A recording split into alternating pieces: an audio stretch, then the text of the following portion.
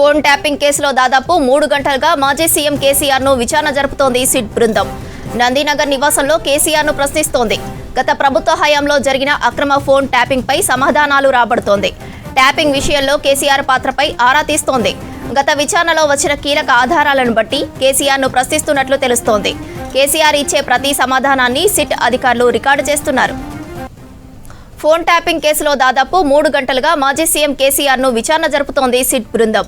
నందినగర్ నివాసంలో కేసీఆర్ను ప్రశ్నిస్తోంది. గత ప్రభుత్వ హయాంలో జరిగిన అక్రమ ఫోన్ ట్యాపింగ్పై సమాధానాలు రాబడుతోంది.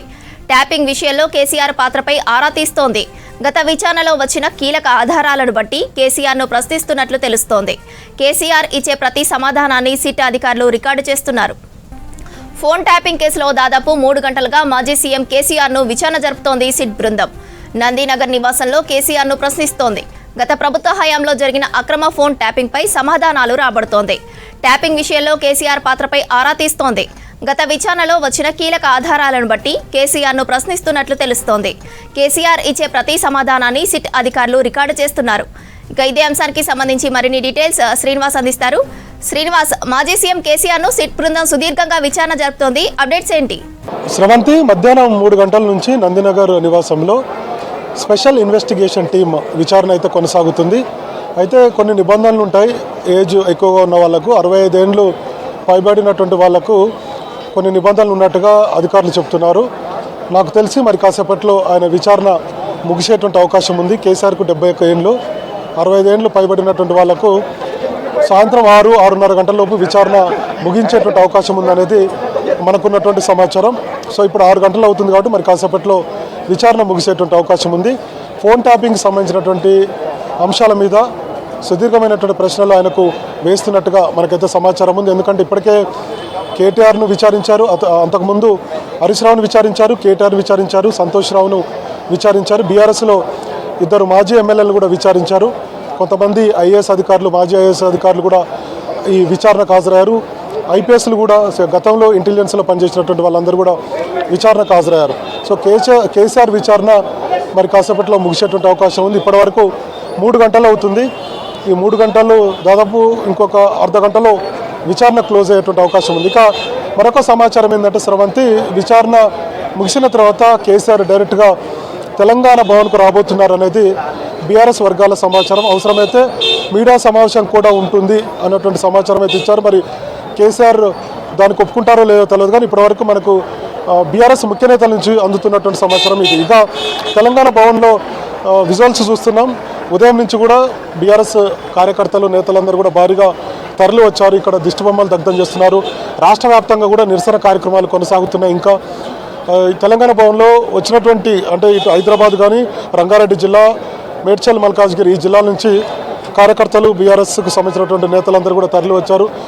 తెలంగాణ భవన్ చుట్టుపక్కల ప్రాంతంలో ప్రభుత్వ దిష్టిబొమ్మలు దగ్ధం చేస్తూ ప్రభుత్వానికి వ్యతిరేకంగా నినాదాలు చేస్తున్నారు. మరోవైపు బీఆర్ఎస్ ఎమ్మెల్యేలు, మాజీ మంత్రులు వీళ్ళంతా కూడా తెలంగాణ భవన్కు వచ్చి మీడియా సమావేశాలు ఏర్పాటు చేస్తూ కేసీఆర్కు ఇచ్చినటువంటి నోటీసుల పట్ల నిరసనను వ్యక్తం చేస్తూ మాట్లాడుతున్నారు. మరోవైపు ముఖ్యమంత్రి రేవంత్ రెడ్డి ఇంటికి ముట్టడించేందుకు కొంతమంది బీఆర్ఎస్ నాయకులు, కార్యకర్తలు ప్రయత్నాలు చేశారు. మనం చూస్తున్నాం కదా, పోలీసులు భారీగా మోహరించి ఉన్నారు. ఇక్కడి నుంచి కార్యకర్తలు బయటకు వెళ్లకుండా ఉండేందుకు బారికేడ్లను ఏర్పాటు చేశారు. కొంత ఏమాత్రం డౌట్ వచ్చినా వాళ్ళని, కార్యకర్తలను అడ్డుకొని వాళ్ళని తెలంగాణ భవన్లోనే ఉంచుతున్నారు. తెలంగాణ భవన్ నుంచి బయటికి వెళ్లకుండా ప్రయత్నాలు అయితే ఒకవైపు పోలీసులు చేస్తున్నారు. సో మొత్తానికి ఇంతకుముందు కొద్దిసేపటి క్రితం అయితే తెలంగాణ భవన్లో కొంత ఉద్రిక్త పరిస్థితులు నెలకొని ఉండే. సో పోలీసులంతా కూడా కార్యకర్తలు బయటకు వెళ్లకుండా, అటు సీఎం రేవంత్ రెడ్డి ఇంటికి ముట్టడికి వెళ్లకుండా, మరోవైపు కేసీఆర్ విచారణ జరుగుతుంది కదా, మళ్ళీ నందినగర్ కూడా వెళ్ళడానికి కార్యకర్తలు ప్రయత్నాలు చేశారు. ఇప్పటికే నందినగర్లో కూడా చాలామంది కార్యకర్తలను పోలీసులు అడ్డుకొని అరెస్ట్ చేశారు. ఎందుకంటే విచారణ జరుగుతుంది కాబట్టి సో అక్కడ ఇబ్బందులు కలగొద్దనే ఉద్దేశంతో కార్యకర్తలను అయితే అడ్డుకుంటున్నారు. విజువల్స్లో చూస్తున్నాం కదా, మొత్తం కూడా బారికేడ్లు ఏర్పాటు చేసి పోలీసులు అక్కడ డీసీఎం కూడా రెడీగా పెట్టారు. ఎవరైనా కార్యకర్తలు కనుక ముట్టడికి వెళ్ళినా, లేదంటే ఇటు కేసీఆర్ ఇంటికి వెళ్ళినా అడ్డుకునేందుకు వెహికల్స్ కూడా రెడీగా ఉన్నాయి. కొంతమందిని ఇప్పటికే పోలీస్ స్టేషన్ కూడా తరలించారు. ఇక దిష్టిబొమ్మలు దగ్ధం చేయకుండా కూడా అడ్డుకునేటువంటి ప్రయత్నాలు అయితే పోలీసులు ఉదయం నుంచి చేస్తున్నారు. కానీ కార్యకర్తలు చేస్తూనే ఉన్నారు. తెలంగాణ భవన్లో ఇప్పటికే 4-5 దిష్టిబొమ్మలను కార్యకర్తలు కూడా దగ్ధం చేశారు.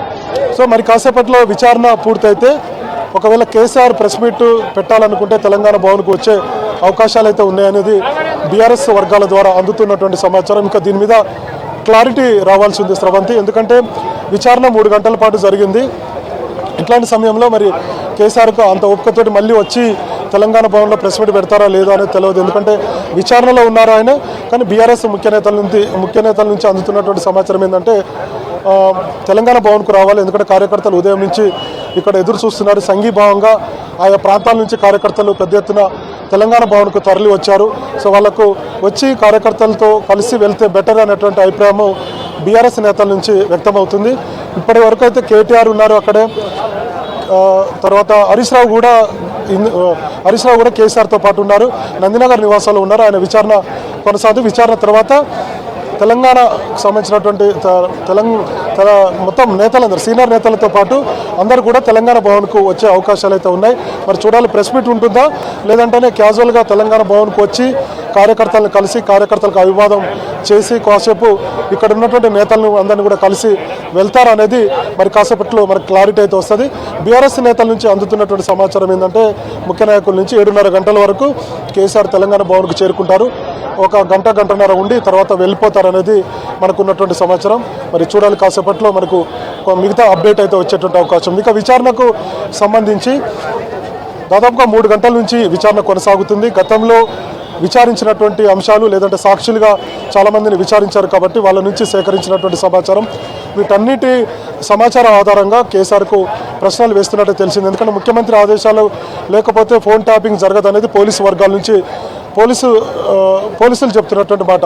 గతంలో జరిగినటువంటి పరిణామాలు అంటే రాజకీయ నాయకుల ఫోన్ ట్యాపింగ్లు కావచ్చు, లేదంటే పారిశ్రామికవేత్తల ఫోన్ ట్యాపింగ్లు చేశారన్నటువంటి ఆరోపణలు కావచ్చు, అట్లనే సినిమా నటులకు సంబంధించి కావచ్చు, ఇతర అంశాలు కావచ్చు, లేదంటే బీఆర్ఎస్కు పార్టీ ఫండ్కు సంబంధించినటువంటి అంశాలు ఏదైతే ఆరోపణలు ఉన్నాయో వాటన్నిటి మీద ఆయన ప్రశ్నించేటువంటి అవకాశం ఉంది. ఎందుకంటే అటు కేటీఆర్ను విచారించినప్పుడు ఈ అంశాలు బయటకు వచ్చాయి, అట్లనే హరీష్ రావును విచారించినప్పుడు కూడా ఈ అంశాలు బయటకు వచ్చాయి. మరోవైపు ప్రభుత్వంలో అత్యంత 10 ఏళ్ల బీఆర్ఎస్ పాలనలో అత్యంత కీలకంగా వ్యవహరించినటువంటి సంతోష్ విచారణప్పుడు కూడా ఏ అంశాలు బయటకు వచ్చాయి. కాబట్టి చాలా ప్రశ్నలు ఉంటాయి, వాటన్నిటికీ సమాధానం చెప్పాల్సిన అవసరం ఉంటుంది. ఎందుకంటే సిట్ విచారణనే అది. కాబట్టి ఏ అంశాలు ఏ ప్రశ్నలు వేశారనేది సో ప్రచారం అయితే జరుగుతుంది, కానీ వాస్తవాలు అయితే తెలియదు. ఏదైనా సమాచారం బయటకు వస్తా లేదంటే కేటీఆర్ తోటో హరీష్ రావుతో మిగతా నాయకులతో ఈ పలానా ప్రశ్నలు అడిగారు అనేటువంటి విషయాలను ఆయన పంచుకుంటే తప్ప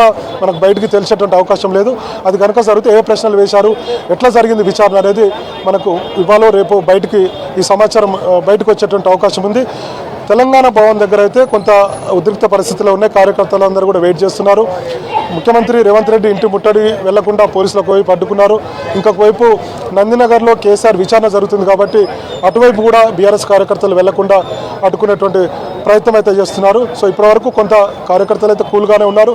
ఇంతకుముందు పెద్ద ఎత్తున ప్రభుత్వానికి వ్యతిరేకంగా నినాదాలు చేసి దిష్టిబొమ్మలు దగ్ధం చేసి నిరసన కార్యక్రమాలు ఇక్కడ తెలంగాణ భవన్ నుంచి కూడా చేపట్టారు. ఇంకొక వైపు రాష్ట్ర వ్యాప్తంగా ఉదయం నుంచే ఆయా నియోజకవర్గాల్లో, జిల్లాల్లో, గ్రామాల్లో కూడా దిష్టిబొమ్మలు దగ్ధం చేస్తూ కేసీఆర్కు సంఘీభావంగా నోటీసులకు నిరసన కార్యక్రమాలు అయితే ఈరోజు మొత్తం రాష్ట్ర వ్యాప్తంగా కొనసాగాయని చెప్పి మనం చెప్పుకోవచ్చు. శ్రవంత్.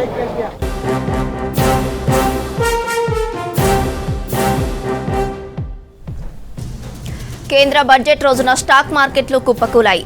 సెన్సెక్స్ 1546 పాయింట్లు నష్టపోయి 80,722 పాయింట్ల వద్ద ముగిసింది. నిఫ్టీ 495 పాయింట్లు పడిపోయి 24,825 పాయింట్ల వద్ద ముగిసింది. పెట్టుబడిదారులు ఒకేసారి 8 లక్షల కోట్ల మేర కోల్పోయినట్లు విశ్లేషకులు చెబుతున్నారు. ఉదయం కాస్త లాభాలతో మొదలైన మార్కెట్లు కాసేపటికే నష్టాల బాట పట్టాయి. ఒక దశలో 2,000కు పైగా పాయింట్లను కోల్పోయిన సెన్సెక్స్ కాస్త కోలుకుంది. స్టాక్ మార్కెట్లు అకస్మాత్తుగా పడిపోవడానికి ప్రత్యేక పన్ను పెరుగుదల కారణమని విశ్లేషకులు చెబుతున్నారు. బడ్జెట్లో ఆర్థిక మంత్రి నిర్మలా సీతారామన్ సెక్యూరిటీస్ లావాదేవీల పన్నును పెంచారు.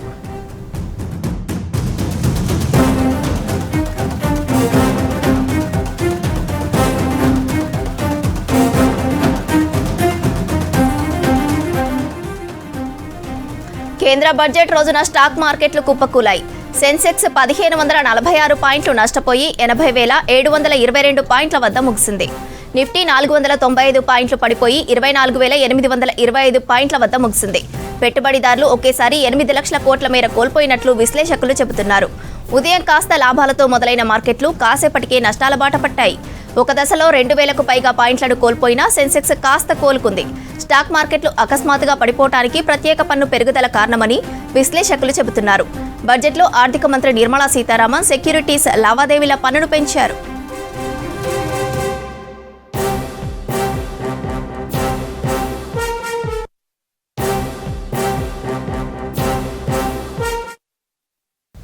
నల్గొండ జిల్లా మునుగోడు మండల కేంద్రంలోని మహాత్మా గాంధీ పూలే గురుకుల పాఠశాలలో తల్లిదండ్రులు ఆందోళన చేశారు. ఆదివారం సెలవు దినం కావడంతో పిల్లల్ని కలవడానికి వచ్చిన తల్లిదండ్రులను టీచర్స్ నిరాకరించారు. ఫోర్సుగా గేటు ఓపెన్ చేసుకుని పేరెంట్స్ లోపలికి వెళ్లి చూడగా అక్కడ విద్యార్థులకు మాడిన అన్నం, నీళ్ల చారు, నాణ్యత లేని భోజనం పెట్టడాన్ని గమనించారు. పాఠశాల సిబ్బందిని నిలదీశారు. విద్యార్థుల పట్ల నిర్లక్ష్యంగా వ్యవహరిస్తున్న స్కూల్ స్టాఫ్పై చర్యలు తీసుకోవాలని తల్లిదండ్రులు డిమాండ్ చేశారు.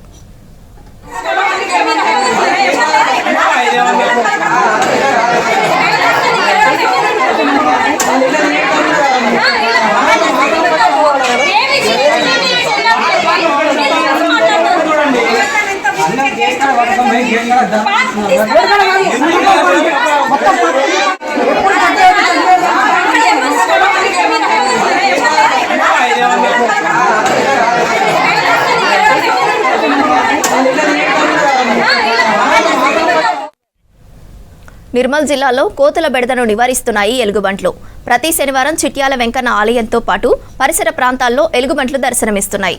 అయితే కనిపిస్తున్న ఈ ఎలుగుబంట్లు నిజమైనవి కాదు. ఎలుగుబంటి వేషధారణలో మనుషులే కోతుల సమస్యకు చెక్ పెడుతున్నారు.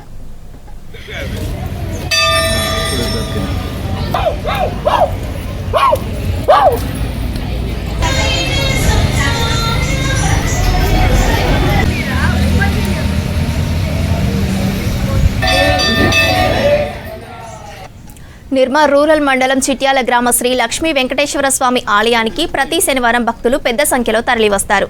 భక్తులు తీసుకొచ్చే ప్రసాదాలు, కొబ్బరికాయలు తినేందుకు కోతులు పదుల సంఖ్యలో భక్తులపై దాడులు చేస్తున్నాయి. ఈ దాడుల్లో తీవ్రంగా గాయపడుతున్నారు గ్రామస్తులు.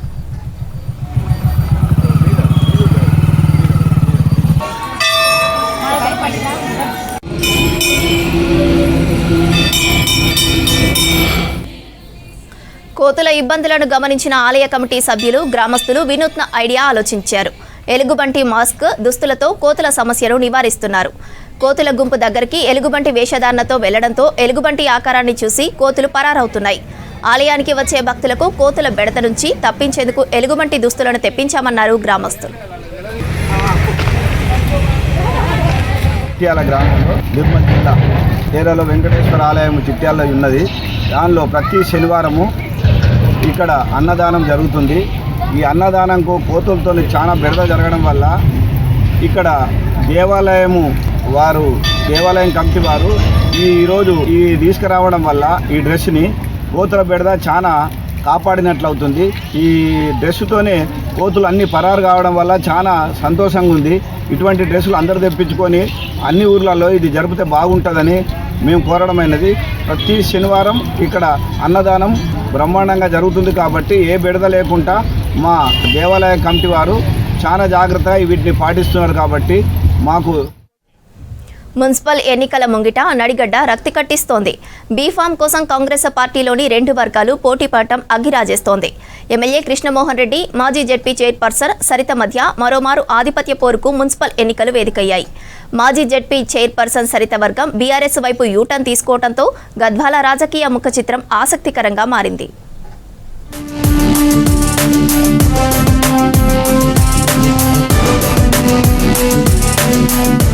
మున్సిపల్ ఎన్నికల నామినేషన్ల నాటి నుంచే గద్వాల రాజకీయం వేడెక్కింది. పార్టీ గుర్తుపై జరిగే మున్సిపల్ ఎన్నికల్లో కాంగ్రెస్ బీఫామ్ కీలకంగా మారింది. కాంగ్రెస్ బీఫామ్ తమకంటూ గద్వాల ఎమ్మెల్యే బండ్ల కృష్ణమోహన్ రెడ్డి, జెడ్పీ మాజీ చైర్మన్ సరితా తిరుపతయ్య పట్టుబడుతున్నారు. దీంతో విషయం అధిష్టానం వరకు వెళ్లింది. ఇద్దరు లీడర్లతో రాష్ట్ర నేతలు అంతర్గత చర్చలు జరిపినట్లు తెలిసిందే.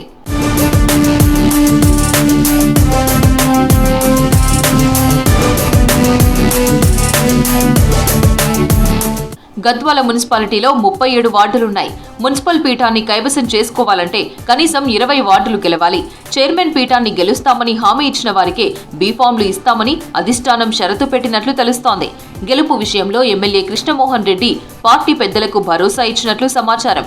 దీంతో పార్టీ పెద్దలు ఎమ్మెల్యే బండ్ల వైపే మొగ్గు చూపినట్లు టాక్ వినిపిస్తోంది.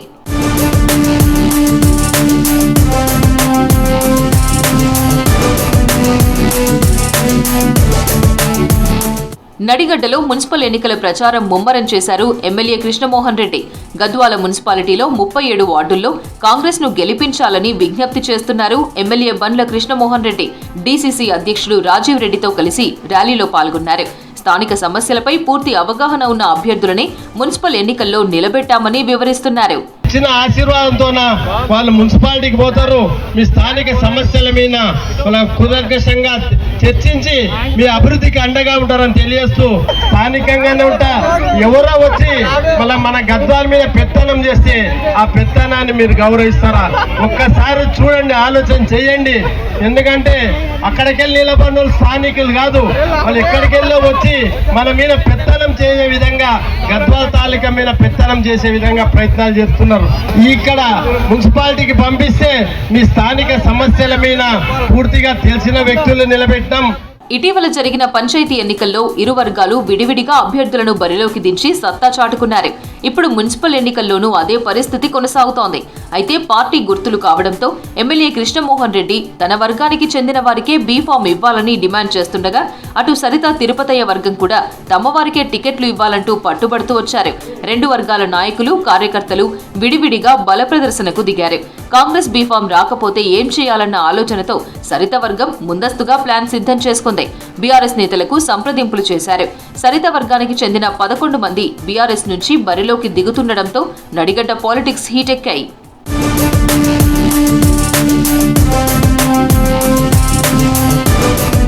ఉనికి కోసం ఒకరు, పట్టు కోసం మరొకరు, ఇలా ఒరలో 2 కత్తులు గద్వాల రాజకీయాన్ని హీటెక్కిస్తున్నాయి. ప్రధాన ప్రత్యర్థులు ఒకే పార్టీలో ఉండడంతో క్యాడర్లో గందరగోళం నెలకొంది.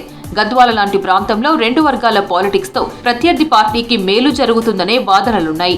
ఎత్తులు పై ఎత్తులతో గద్వాల రాజకీయం పీక్ స్టేజ్ కు చేరింది. తమ అనుచరులకు బీఫామ్ ఇవ్వలేదన్న అసంతృప్తితో సరిత తిరుపతయ్య ఏకంగా వారిని బీఆర్ఎస్ నుంచి పోటీ చేయిస్తున్నారని బండ్ల వర్గం ఆరోపిస్తోంది. దీనిపై పీసీసీ అధినాయకత్వం చర్యలు తీసుకోవాలని డిమాండ్ చేస్తున్నారు ఎమ్మెల్యే బండ్ల.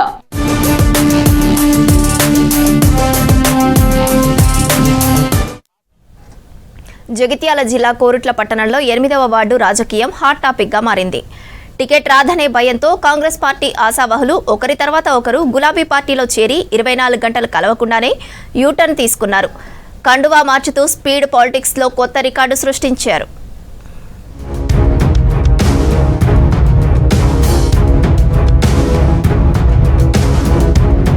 కోరుట్ల పట్టణంలోని 8వ వార్డులో కాంగ్రెస్ పార్టీ టికెట్ను అయిండ్ల గణేష్, తోట గంగాధర్ అనే 2 కాంగ్రెస్ నాయకులు ఆశించారు.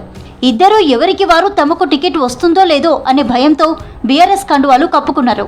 టికెట్ల విషయంలో క్లారిటీ రావడంతో తిరిగి కాంగ్రెస్ గూటికి చేరడం స్థానికంగా చర్చనీయాంశమైంది. 2 రోజుల క్రితం తనకు టికెట్ రాదని ప్రచారం కావడంతో తోట గంగాధర్ బీఆర్ఎస్ పార్టీకి చెందిన స్థానిక ఎమ్మెల్యే సంజయ్ ఆధ్వర్యంలో అనుచరులతో కలిసి పార్టీ మారారు. విషయం తెలుసుకున్న కాంగ్రెస్ నాయకులు నచ్చజెప్పడంతో అదే రోజు రాత్రి కాంగ్రెస్ పార్టీ నియోజకవర్గ ఇన్ఛార్జి జువ్వాడి నరసింగారావు ఆధ్వర్యంలో కాంగ్రెస్ కండువా కప్పుకొని తోట గంగాధర్ తిరిగి హస్తం గూటికి చేరారు.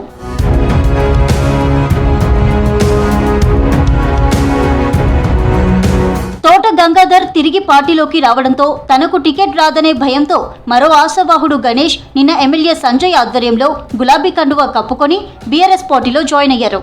దిద్దుబాటు చర్యలు చేపట్టిన కాంగ్రెస్ నాయకులు గణేష్ ను బుజ్జగించడంతో ఇవాళ ఉదయం కోరుట్ల కాంగ్రెస్ పార్టీ ఇన్ఛార్జి జువ్వాడి నరసింగారావు ఆధ్వర్యంలో హస్తం కండువా మార్చుకున్నారు. తిరిగి తన అనుచరులతో కలిసి కాంగ్రెస్ గూటికి చేరారు.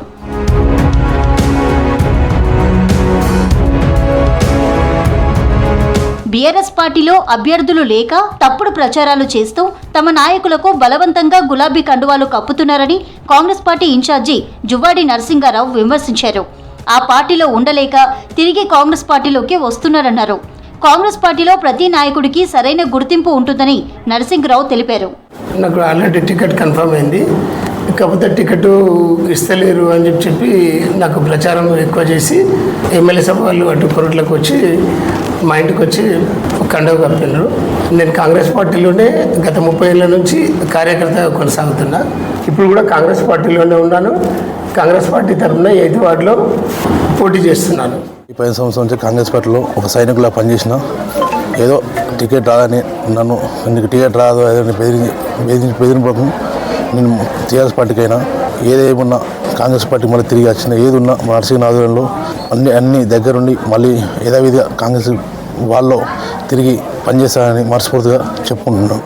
అభ్యర్థులు లేక వాళ్ళకి ఇబ్బంది అవుతూ ఉన్నది.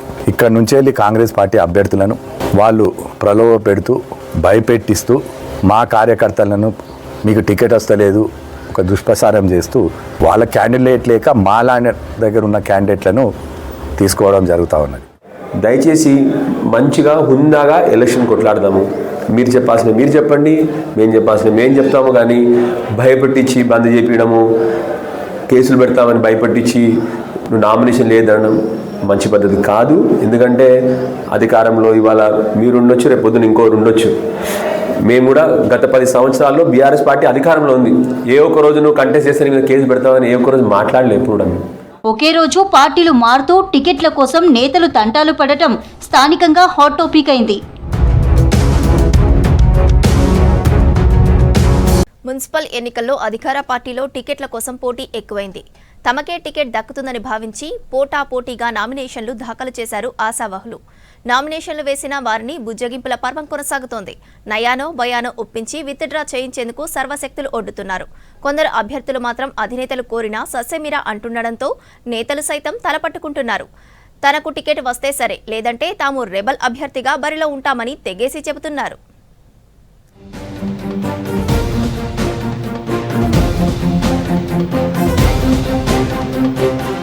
ఉమ్మడి వరంగల్ జిల్లాలో 12 మున్సిపాలిటీలున్నాయి. మున్సిపాలిటీల్లో 260 వార్డులకు 1921 మంది నామినేషన్లు వేశారు. నామినేషన్లు వేసిన వారి మధ్య రెబల్స్ ఉండకుండా చేసేందుకు నేతలు రంగంలోకి దిగారు. జిల్లా ఇన్ఛార్జ్ మంత్రి, ఎమ్మెల్యేలు, నియోజకవర్గ నేతలు అభ్యర్థుల మధ్య రాజీ కుదిర్చేందుకు ప్రయత్నిస్తున్నారు. రెబల్స్ బెడద లేకుండా చేయడమే లక్ష్యంగా కాంగ్రెస్ నేతలు పావులు కదుపుతున్నారు.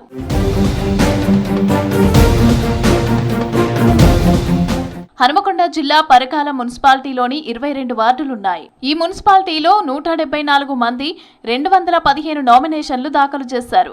2 నామినేషన్లను ఎన్నికల అధికారులు తిరస్కరించారు. 174 మందికి సంబంధించి నామినేషన్లను ఆమోదించారు. మహబూబాబాద్ మున్సిపాలిటీలో 230 నామినేషన్లు, మరిపెడలో 139, డోర్నకల్లో 146, కేసముద్రంలో 123, తొర్రూరులో 144 నామినేషన్లు దాఖలు చేశారు. నర్సంపేట మున్సిపాలిటీలో 30 వార్డులకు 234 నామినేషన్లు, వర్ధన్నపేటలో 12 వార్డులకు 89 మంది నామినేషన్లు వేశారు. ములుగు మున్సిపాలిటీలోని 20 వార్డులకు 176 మంది నామినేషన్లు దాఖలు చేయగా, భూపాలపల్లి మున్సిపాలిటీలో 30 వార్డులకు 230 నామినేషన్లు దాఖలయ్యాయి. జనగామ మున్సిపాలిటీలోని 30 వార్డులకు 186 మంది అభ్యర్థులు నామినేషన్లు దాఖలు చేయగా, స్టేషన్ గన్పూర్ మున్సిపాలిటీలోని 18 వార్డులకు 114 నామినేషన్లు వేశారు.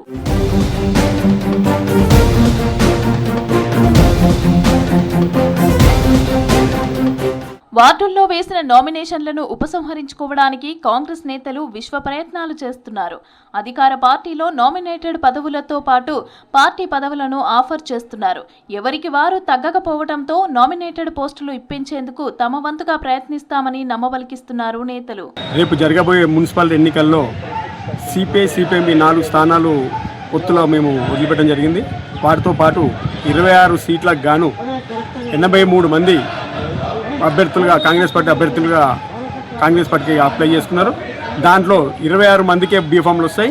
ఆ 26 మందికి మేము కాంగ్రెస్ పార్టీలో ఉన్న అన్ని విభేదాలు పక్కన పెట్టి కాంగ్రెస్ పార్టీని గెలిపించుకొని జిల్లా అధ్యక్షుడు ధనవంతి గారి ఆధ్వర్యంలో కాంగ్రెస్ పార్టీ జెండా మున్సిపాల్లో ఎగరేస్తామని తెలియజేస్తూ, మున్సిపాలిటీ ఎన్నికల్లో పోటీ చేయడానికి ఎవరికి వారు ఆశావాహులు నామినేషన్లు వేయటంతో స్థానికంగా ఉన్న ఎమ్మెల్యే, మంత్రులకు తలనొప్పిగా మారింది. జనగామ మున్సిపాలిటీలో నామినేషన్లు వేసిన వారందరినీ బుజ్జగించేందుకు వరంగల్ జిల్లా ఇన్ఛార్జ్ పొంగులేటి శ్రీనివాసరెడ్డి, హన్మకొండ, జనగామ జిల్లాల అధ్యక్షులు ధనవంతి, ఇనుగాల వెంకట్రామరెడ్డిలు రంగంలోకి దిగారు.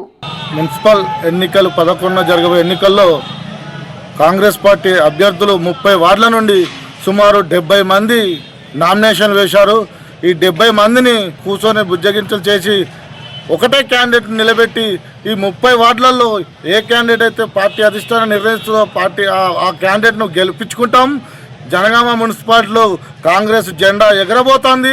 ములుగు మున్సిపాలిటీగా ఏర్పడిన తర్వాత మొదటిసారిగా మంత్రిగా ప్రాతినిధ్యం వహిస్తున్న సీతక్క నియోజకవర్గంలో ఒక్క మున్సిపాలిటీలో 20 వార్డులకు పోటీగా 176 మంది ఆశావాహులు పోటీ చేసేందుకు నామినేషన్లు దాఖలు చేశారు. సీతక్క అనుమతి కోసం అభ్యర్థులు నానా పాటలు పడుతున్నారు.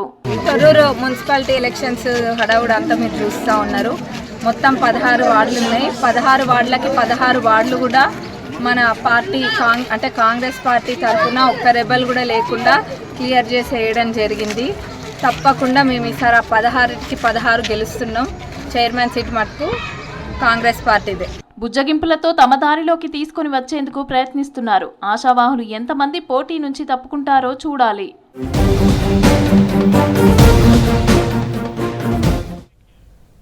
రాష్ట్రంలో కాంగ్రెస్ పార్టీ అధికారంలో ఉందని అభివృద్ధి మరింత వేగంగా ముందుకు సాగాలంటే మున్సిపల్ ఎన్నికల్లో కూడా కాంగ్రెస్ పార్టీకి మద్దతు ఇవ్వాలని ప్రజలను కోరారు మెదక్ పార్లమెంటు ఇన్ఛార్జ్ నీలం మధు ముదిరాజ్. మున్సిపాలిటీ స్థాయిలో మెరుగైన మౌలిక వసతులు, ప్రజాసేవలు అందాలంటే కాంగ్రెస్కు ఓటు వేయాలని పిలుపునిచ్చారు. సంగారెడ్డి జిల్లా ఇస్నాపూర్ మున్సిపాలిటీలో కాంగ్రెస్ పార్టీ ప్రచారం ప్రారంభించింది. మధు ముదిరాజు మున్సిపల్ ఎన్నికల ప్రచారాన్ని అధికారికంగా ప్రారంభించారు. కాంగ్రెస్ పార్టీ తరపున పోటీ చేస్తున్న కౌన్సిలర్ అభ్యర్థులను గెలిపించాలని కోరుతూ చిట్కాల్ వార్డులో ఇంటింటా తిరుగుతూ ప్రజలను కలిశారు.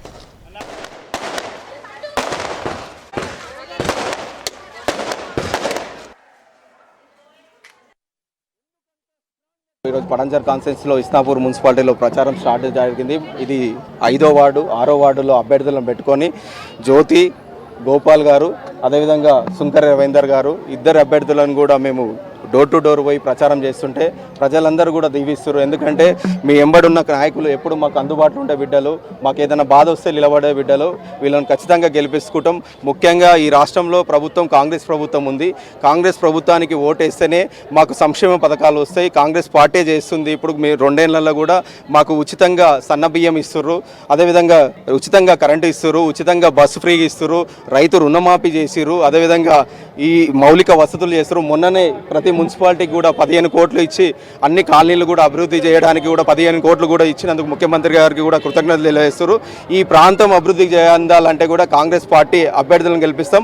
మున్సిపాలిటీ మీద అన్ని కాంగ్రెస్ జెండాలు ఎగరేస్తామని చెప్పి ప్రజలందరూ చెప్తారు. ఖచ్చితంగా వాళ్ళ నమ్మకాన్ని కూడా వీళ్ళందరూ కూడా నెరవేరుస్తారు. వీళ్ళు ఎప్పుడు అందుబాటులో ఉండి ప్రజల సమస్యలు తెలుసుకొని అక్కడ ఉన్న మౌలిక వసతులు అన్నీ కూడా నెరవేరుస్తారని తెలియజేస్తున్నాం. మరందరూ కూడా ఈ పడంచర్ కాన్స్టిట్యున్సీలో ఉన్న 5 మున్సిపాలిటీలలో కూడా కాంగ్రెస్ పార్టీ జెండా ఎగరేస్తాం. ప్రజలందరి ఆశీస్సులు తీసుకుంటాం. కార్యకర్తలు అందరూ కూడా కలిసిమెలిసిగా కార్యకర్తలు అందరం కలిసి అన్ని అభ్యర్థులను గెలిపించుకొచ్చే బాధ్యత తీసుకుంటామని చెప్పి తెలియజేస్తున్నాం. గతంలో కూడా కేసీఆర్ గారు డబుల్ బెడ్రూమ్లు ఇస్తా అని చెప్పి ఈ ప్రాంతంలో చాలా మంది పేదవాళ్ళు డబుల్ బెడ్రూమ్లు ఎక్కడ రాలేదు. ప్రతి ఒక్కరు కూడా గతంలో కూడా ఇంద్రమ్మ ఇండ్లు ఇచ్చి ఓపెన్ ప్లాట్ ఇచ్చి ఉచితంగా ఇల్లు ఇచ్చింది కూడా కాంగ్రెస్ పార్టీ. ఇప్పుడు కూడా ఇండ్లు కట్టుకునేటోళ్ళకి 5 లక్షలు ఇచ్చేది కాంగ్రెస్ పార్టీ. ఖచ్చితంగా రేపు కూడా అందరు అభ్యర్థులు గెలిచిన తర్వాత ముఖ్యమంత్రి గారు కూడా మాట ఇచ్చారు. ప్రతి ఒక్క పేదవాడికి ఇల్లు లేని నిరుపేదకు కూడా ఇళ్ల జాగాలు ఇస్తామని చెప్పారు. ఖచ్చితంగా మేము గతంలో ఎట్లయితే ఇచ్చినామో భూములు ఇచ్చినాం, ప్లాట్లు ఇచ్చినాం, ఇప్పుడు ఉద్యోగాలు ఇచ్చినాం, ఉచితంగా బస్సు ఇచ్చినాం, అట్లనే ప్లాట్లు కూడా ఇస్తామని చెప్పి. మేడారం జాతర ముగిసింది. తల్లులు వనప్రవేశం చేశారు. అయినప్పటికీ వనదేవతలకు మొక్కులు చెల్లించుకునేందుకు భక్తులు పోటెత్తారు. ఇవాళ సండే హాలిడే కావడంతో కుటుంబంతో కలిసి వచ్చి తల్లులకు మొక్కులు చెల్లించుకుంటున్నారు. భక్తుల రష్తో మేడారం ప్రాంగణం కిక్కిరిసిపోయింది. దర్శనం పూర్తయినా భక్తులు ఇంటిబాట పడుతున్నారు.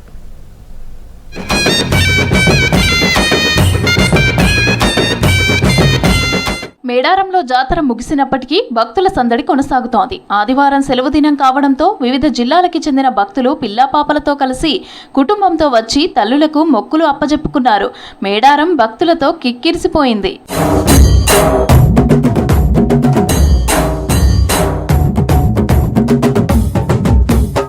మేడారం మహాజాతర నిన్న అమ్మవారి వనప్రవేశంతో విజయవంతంగా పూర్తయిందన్నారు మంత్రి సీతక్క.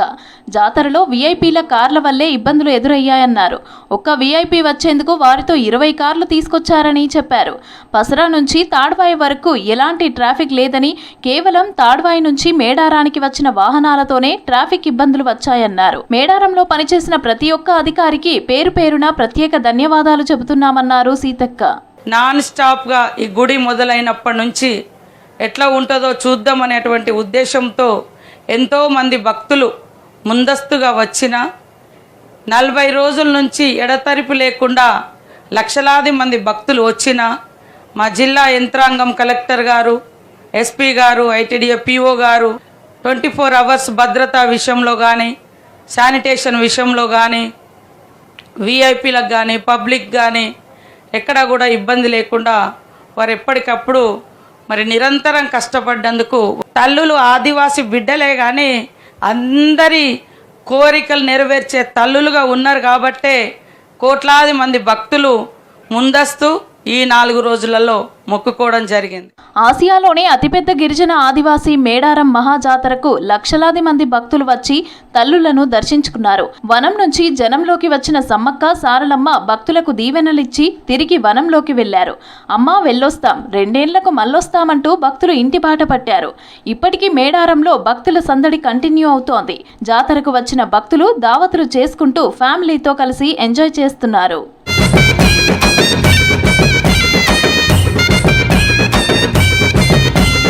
జనవరి 28న సారలమ్మ రాకతో మొదలైన జాతర శనివారం తల్లుల వనప్రవేశంతో వైభవంగా ముగిసింది.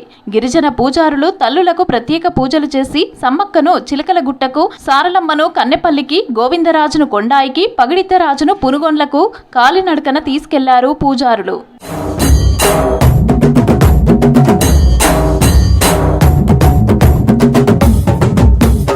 మేడారం జాతర అభివృద్ధికి గతంలో ఎన్నడూ లేని విధంగా రాష్ట్ర ప్రభుత్వం 251 కోట్లు కేటాయించింది. తెల్లని భారీ గ్రానైట్ శిలలపై సమ్మక్క సారలమ్మ చరిత్రతో పాటు 250 మంది కోయల ఇంటి పేర్లు, కుటుంబాల గోత్రాలు, జీవన శైలిని చిత్రాల రూపంలో చెక్కించి నిర్మించడంతో గద్దెల ప్రాంతానికి సరికొత్త శోభ వచ్చింది. జాతరకు వెళ్లే 4 లేన్ల రోడ్లు, జంక్షన్లను అభివృద్ధి చేయడంతో పాటు అన్ని వసతులు కల్పించింది. దీంతో జాతరకు తరలివచ్చిన భక్తులు నయా మేడారాన్ని చూసి సంబురపడ్డారు. స్వాగత తోరణం, గద్దెలు, జంక్షన్లలో శిల్పాల దగ్గర ఫోటోలు, సెల్ఫీలు దిగారు. గతంలో అమ్మలు గద్దెల మీదికి వచ్చినప్పుడు మాత్రమే భక్తులు మేడారానికి వచ్చేవారు. ప్రస్తుతం నార్మల్ టైంలో కూడా మేడారానికి వచ్చి మొక్కులు చెల్లించుకుంటున్నారు. భక్తుల రాకతో మేడారం సందడి నెలకొంది.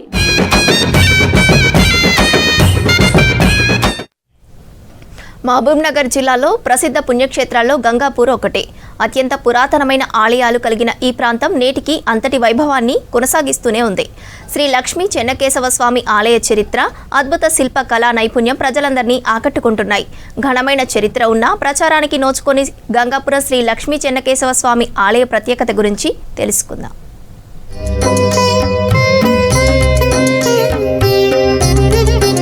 మహబూబ్ నగర్ జిల్లాలో ప్రసిద్ధ పుణ్యక్షేత్రాల్లో గంగాపూర్ ఒకటి. మహబూబ్ నగర్ జిల్లా జడ్చర్ల మండలంలో గంగాపూర్ ఉంది. అత్యంత పురాతనమైన ఆలయాలు కలిగిన ప్రాంతం ఇది. ఇక్కడి శ్రీ లక్ష్మీ చెన్నకేశవ స్వామి ఆలయానికి 1100 ఏళ్ల నాటి చరిత్ర ఉంది. స్థల పురాణంతో పాటు అద్భుత శిల్పకళా నైపుణ్యంతో ఈ ప్రాంతం విరాజిల్లుతోంది. ఆలయ నమూనా అలంపూర్ నవబ్రహ్మాలయాలను పోలిన విధంగా ఉంటుంది. 11వ శతాబ్దంలో గంగాపురం ఆలయాన్ని పశ్చిమ చాళుక్యులు నిర్మించారు. రాతి స్తంభాలు చరిత్ర శిల్పకళా సంపద ఆకట్టుకుంటోంది.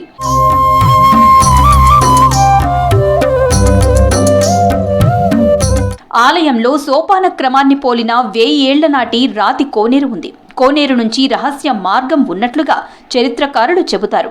గంగాపూర్లో పండగలు, పర్వదినాల్లోనే కాక జాతర సందర్భాల్లో భక్తులు పెద్ద ఎత్తున తరలివస్తారు. మాఘ శుద్ధ పాడ్యమి నుంచి దశమి వరకు జాతర జరుగుతుంది. గంగాపూర్ జాతరలో గంప జాతర విశేషమైంది. లక్షలాదిగా జనం జాతరకు వచ్చి మొక్కులు తీర్చుకుంటారు. రాష్ట్రం నలుమూలల నుంచి భక్తులు ఇలవేల్పుకు దాసంగాలు సమర్పిస్తారు. పచ్చి పులుసు, బెల్లమన్నం నైవేద్యంగా అందిస్తారు. ఇంద్రఫలము గొప్పది. ఎందుకంటే 1100 సంవత్సరాల దేవాలయం కాబట్టి చోళరాజుల కాలం నాటిది కాబట్టి గజేంద్ర మోక్ష విష్ణు అవతారం కాబట్టి చాలా ప్రసిద్ధిగాంచింది. అనుకున్న కోరిక సక్రమంగా జరుగుతాయి. భక్తులు ఇక్కడ మొక్కడుగా దాసంగం చేసి అక్కడ వాళ్ళు ఏం చేస్తారంటే భక్ష్యాలు కానీ స్వామివారికి పంచభక్ష పరమాద భోజనం చేసి ఆ నివేదన చేసుకొని వాళ్ళు స్వామివారికి పెట్టి వాళ్ళు భోజనం చేస్తారు. చాలా మొక్కడి దేవుడు ఇక్కడ. అయితే పోయిన సంవత్సరము ఈ సీసీ రోడ్లు లేకుండే సీసీ రోడ్లు వేయడం జరిగింది. సీసీ రోడ్లు వేయడం వల్ల పబ్లిక్ ఇబ్బంది అయితే అని చెప్పి కోట కూడా వాళ్ళకు వంటలు చేసుకోవడానికి వాళ్ళకి టెంపరీ సెట్లు ఏర్పాటు చేయడం జరిగింది.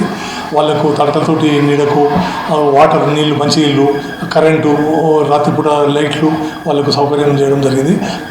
విఐపీలు ఉండడానికి కూడా రూమ్స్ ఏర్పాటు చేయడం జరిగింది. గంగాపురం శివారులో చౌడమ్మ దేవాలయం ఉంది. ఇక్కడ 1000 ఏళ్ల నాటి కన్నడ శాసనం ఉంది. ఆలయ ధూప దీప నైవేద్యాల కోసం పన్నులు రద్దు చేస్తున్నట్లు ఈ శాసనం పేర్కొంటున్నట్లు చరిత్రకారులు చెబుతున్నారు. ఘనమైన చరిత్ర ఉన్న గంగాపురం శ్రీ లక్ష్మీ చెన్నకేశవ స్వామి ఆలయం ప్రచారానికి నోచుకోవటం లేదని భక్తులు ఆవేదన వ్యక్తం చేస్తున్నారు. ప్రభుత్వం ఆలయాన్ని అభివృద్ధి చేయాలని కోరుతున్నారు.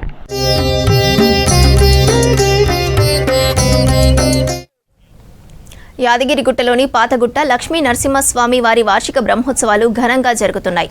5వ రోజు హావనం వివిధ రకాల పూజలను కన్నుల పండుగగా నిర్వహించారు. స్వామివారు గరుడ వాహనంపై తిరువీధుల్లో ఊరేగారు. శ్రీ లక్ష్మీ నరసింహస్వామి అనుబంధ ఆలయమైన పాతగుట్టలో వచ్చే నెల 3వ తేదీన అష్టోత్తర శతఘటాభిషేకంతో ఈ ఉత్సవాలు ముగియనున్నాయి.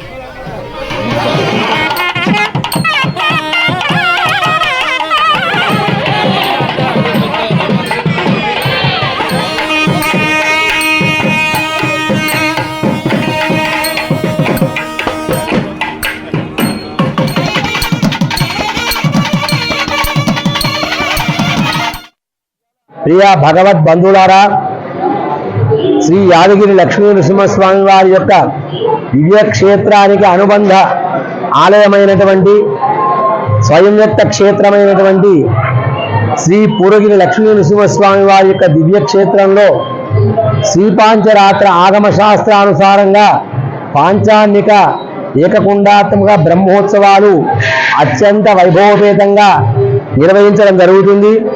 ఈరోజు పౌర్ణమి గరుడ వాహనం అద్వితీయమైనటువంటి వాహన సేవ జరిగింది. స్వామి యొక్క సన్నిధిలో గరుడ వాహనంలో ఉన్నటువంటి వాసుదేవుణ్ణి దర్శించి భక్తులందరూ కూడా పులకించి తరించారు. రజస్తం కేశవం దృష్ట్వా పునర్జన్మ నమజ్జతే అని చెప్పేసి మనకు శాస్త్రం చెప్తోంది. భగవంతుడు కళ్యాణం చేసుకోగానే రథంలో అధిరోహించి భక్తులందరూ కూడా దర్శనమిస్తాడు. కళ్యాణ స్వామిని దర్శించుకున్నట్టయితే కళ్యాణం మంగళప్రదం అన్నట్టుగా మనందరికీ కూడా మంగళములు చేకూరుతాయి, భగవద్ అనుగ్రహం కలుగుతుంది. అలాగే రథంలో ఉన్నటువంటి స్వామిని దర్శించినట్టయితే మంచి ఆరోగ్యము సర్వదోష నివారణ కలిగి భగవంతుని యొక్క అనుగ్రహం పరిపూర్ణంగా కలుగుతుంది.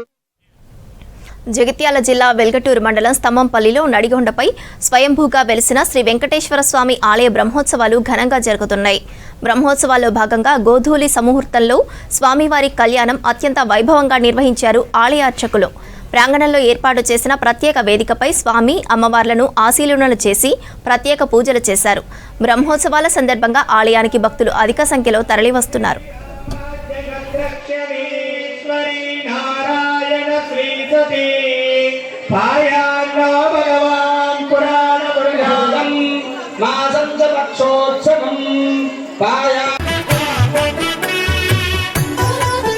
కమనీయం కడు రమణీయం శ్రీ వెంకటేశ్వర కళ్యాణ సిరినేడు శ్రీదేవి కాగా.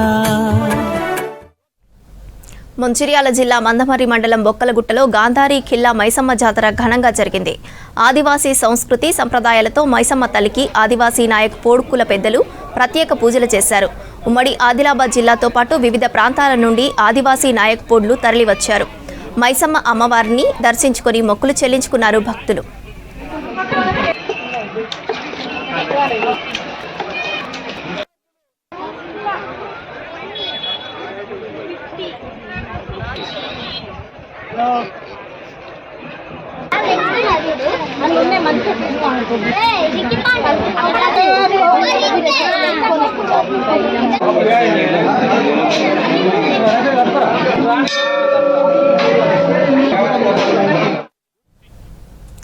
తల్లిదండ్రుల జాడ కోసం దేశాలు దాటొచ్చాడు ఓ బాలుడు.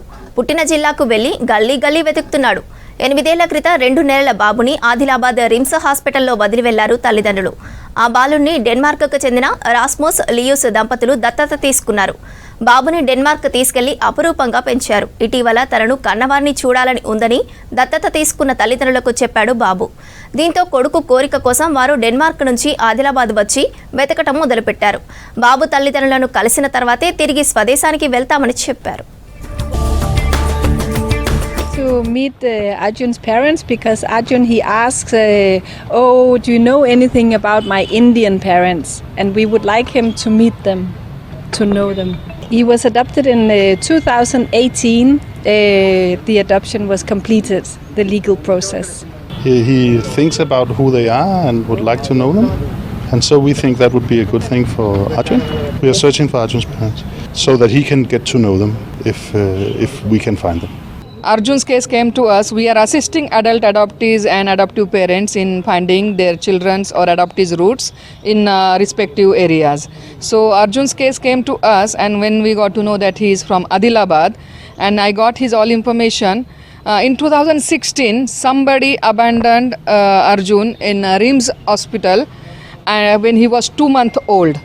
So we are appealing all these ASHA workers and health workers, also appealing the people of Adilabad and nearby Maharashtra region that if somebody knows that Arjun's family, Arjun's relatives, so he wanted to meet them at least once.